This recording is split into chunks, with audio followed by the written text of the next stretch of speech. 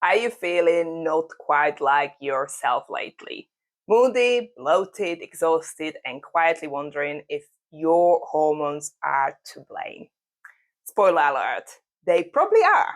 And the shifts often start earlier than we think. In this video, I'm sharing how to fix hormone imbalance after 40 with 5 natural tips that actually work. No extreme diets, no magic pills, but okay, I will discuss a few lovely super helpful herbs which could be considered as magic pills. Otherwise, just simple lifestyle changes and tips that can help you feel strong, vibrant, and like yourself again. When hormones start shifting perimenopause, which by the way can kick off as early as your late 30s, it's easy to blame the signs on stress or getting older. But the symptoms are real: stubborn, belly fat, brain fog, energy crashes, mood swings, poor sleep, or stuff like thinning hair, and even dry skin. And left unchecked, these changes can make midlife feel like a real struggle. You know, draining your confidence and leaving you feeling like a stranger in your own body. But here is the good news. You are not broken and you don't have to just put up with it. With the right lifestyle shifts, you can calm the chaos and feel balanced again. Let's start with the first one. Prioritize sleep, your hormonal reset button. If there is one thing your hormones absolutely love, it's proper, deep, restorative sleep. Without it, cortisol, your stress hormone, shoots up and your blood sugar swings wildly. And estrogen and progesterone get even more out of balance. And to make matters even worse, those same imbalances often make falling asleep much harder.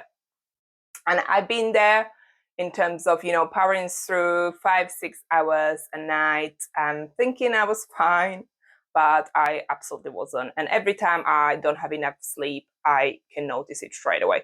Especially, I can kind of get away with one day, but anything more than 2 days, my patience is paper thin, my cravings for biscuits are out of control, and my belly feels like it was kind of inflating overnight. When I finally made sleep non-negotiable, aiming for at least 7 to 9 hours, so anything between these 7 to 9 hours, I'm fine with, but of course everyone is different. Keeping my bedroom cool and dark, swapping late night scrolling for reading, my energy started coming back, my mood stabilized, and I just felt basically more like myself again.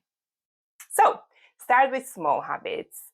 Set your bedtime alarm like you would for waking up.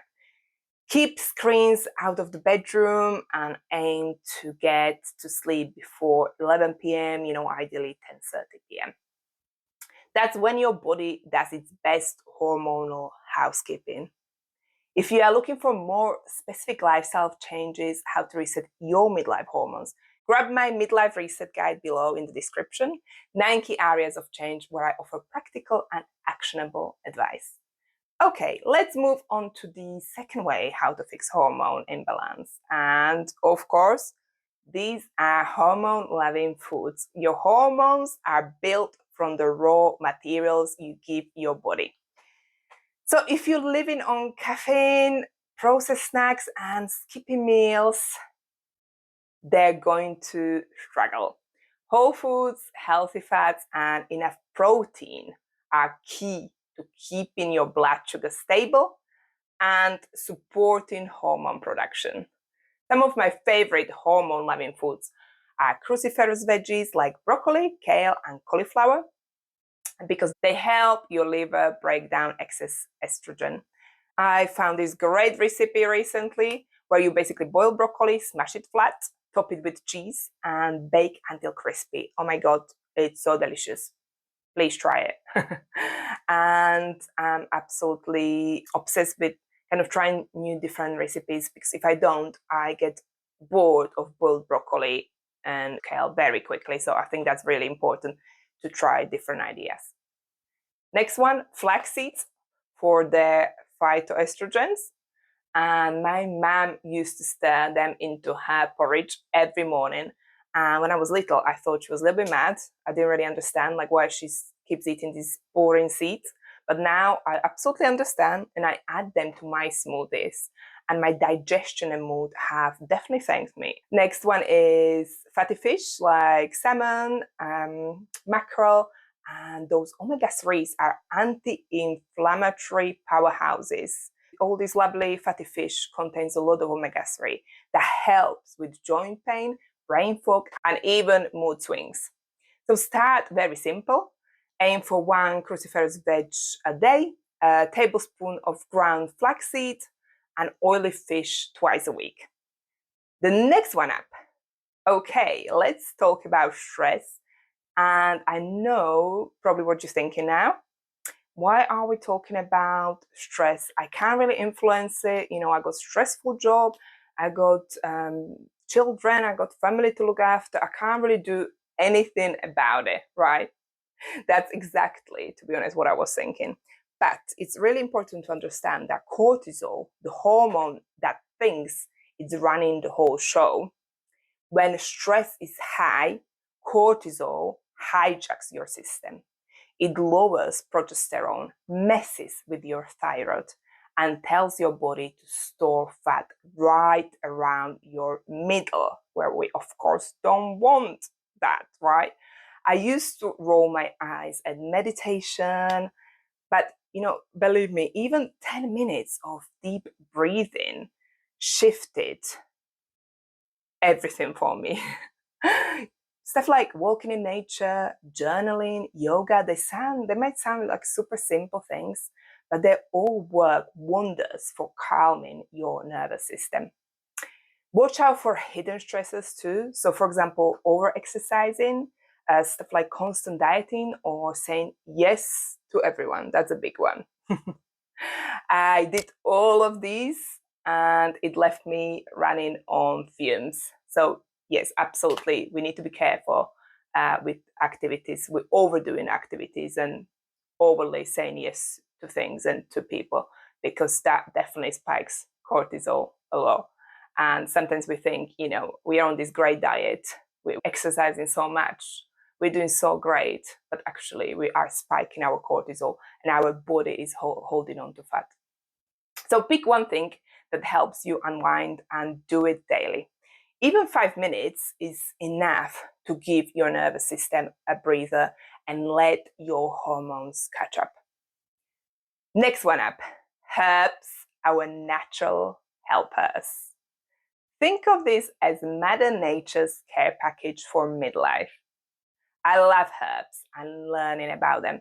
I love foraging and I love kind of creating all sorts of herbal teas and herbal medicine. I have definitely experimented a lot. When I had time, I was on a maternity leave. That was my kind of number one hobby.